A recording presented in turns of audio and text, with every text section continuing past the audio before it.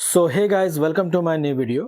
तो दोस्तों, आज हम लोग डिस्कस करने वाले हैं कुछ मल्टीपल स्टॉक्स के बारे में। बिकॉज इन कंपनियों को लेकर बड़ी खबर है और साथ साथ डिटेल में बात करेंगे।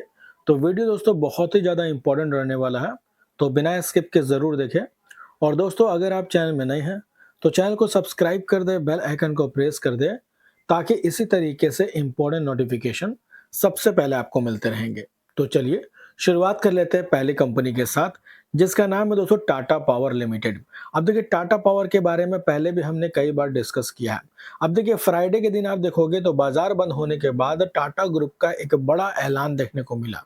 तो क्या ऐलान है दोस्तों, देखिए। टाटा ग्रुप की बड़ी कंपनी टाटा पावर ने शुक्रवार को शेयर बाजार बंद होने के बाद जानकारी दी है कि कंपनी ने भूटान में 1125 मेगावाट हाइड्रो इलेक्ट्रिक प्रोजेक्ट के लिए ड्रंक ग्रीन पावर के साथ एक बड़ा करार किया है। यानी दोस्तों, इन दोनों कंपनियों के बीच में मेगा पार्टनरशिप देखने को मिला है इस प्रोजेक्ट को लेकर के, 1125 मेगावाट प्रोजेक्ट को लेकर, जिसकी डिटेल्स आप चाहें तो यहाँ पे नोट कर सकते हैं। ये सारी डिटेल्स यहाँ पे दी गई है कि किस तरीके से ये प्रोजेक्ट होने वाला है, राइट। तो यहाँ पे आप अच्छे से इसको स्टडी कर लें। और ये न्यूज़ दोस्तों 21 घंटा पहले का न्यूज़ है, जो कि आप नोट कर सकते हैं। इसकी वैल्यू की भी बात करते हैं तो लगभग 1572 करोड़ का वैल्यू नजर आता है। तो Tata power invest 1572 crore in 1.1 gigawatt hydro project in Bhutan.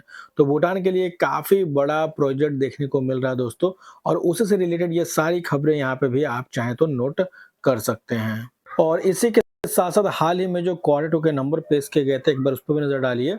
18,000 crore का सेल्स घट के हो गया 15,500 करोड़ का।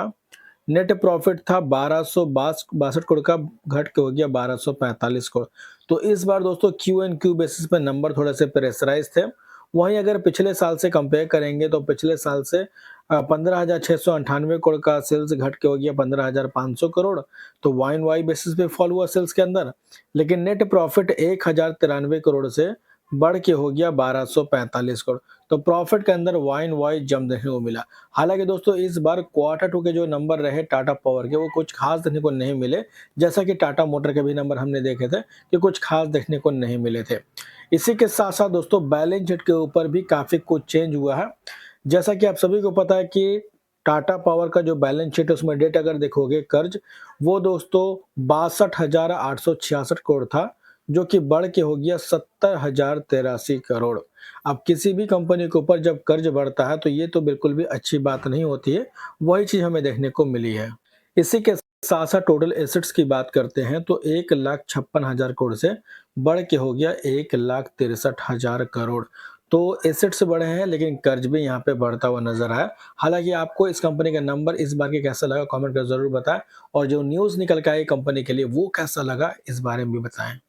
इसके बाद दोस्तों बात करेंगे टाटा मोटर्स लिमिटेड कंपनी के बारे में। अब देखिए, टाटा मोटर को लेके काफी सारी क्वेरीज आते रहती है, और उसी से रिलेटेड आप देखोगे तो देवन चौकसी जो रिसर्चर है दोस्तों, उनके तरफ से एक बड़ा रिपोर्ट देखने को मिला है। अब रिपोर्ट क्या है देखिए। सबसे पहले इन्होंने मेंटेन का रेटिंग दिया इस कंपनी को। और auto major Tata Motors Limited a post demerger catalyst brewing Tata Motor offer strong potential in the electric vehicles segment, and long-term investor can benefit for the strong presence of the Tata Group across India।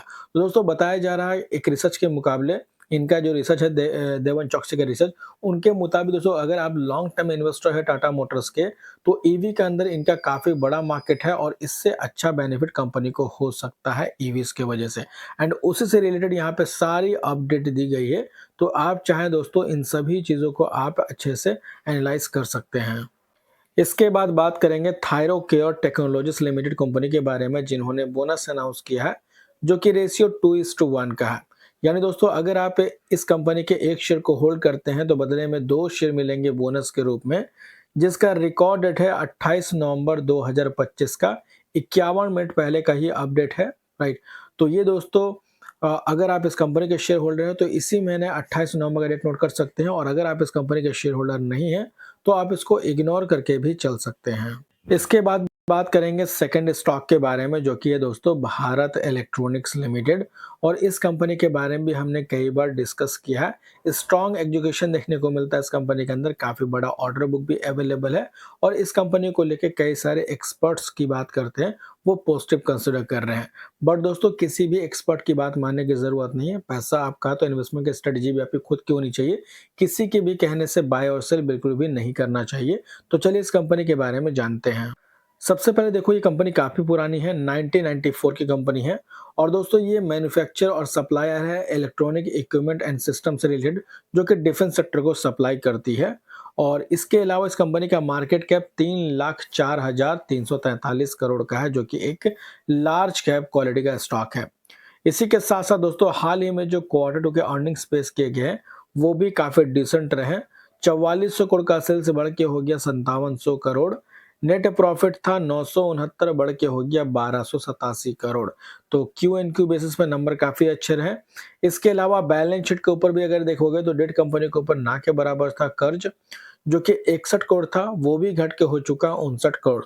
तो पहले के मुकाबले कर्ज घटा है और किसी भी कंपनी का जो डेट है, अगर वो डाउन ट्रेंड में होता है तो ये काफ़ी अच्छी बात होती है। इसके अलावा रिजर्व देखोगे तो 19,200 करोड़ से बढ़ के हो गया है 20,836 करोड़।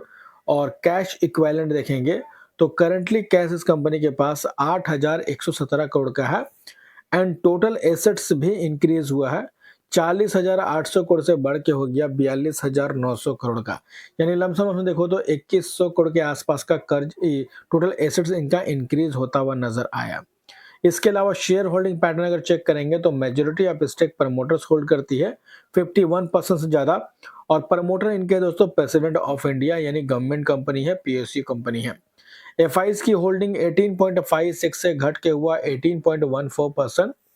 डीआईज की होल्डिंग 20.60 से बढ़ के हो गया 20.88%। एंड पब्लिक की होल्डिंग 9.70 से बढ़ के हो गया 9.84%। तो ये इन्फॉर्मेशन आपको कैसा लगा कमेंट कर जरूर बताओ। वीडियो अगर अच्छे लगे तो लाइक जरूर करना और कल के अपडेट के चैनल को सब्सक्राइब जरूर कर लेना, ताकि इसी तरीके से इंपॉर्टेंट नोटिफिकेशन सबसे पहले आपको मिलते रहेंगे। तो मिलते हैं नेक्स्ट वीडियो में, तब तक के लिए बाय बाय।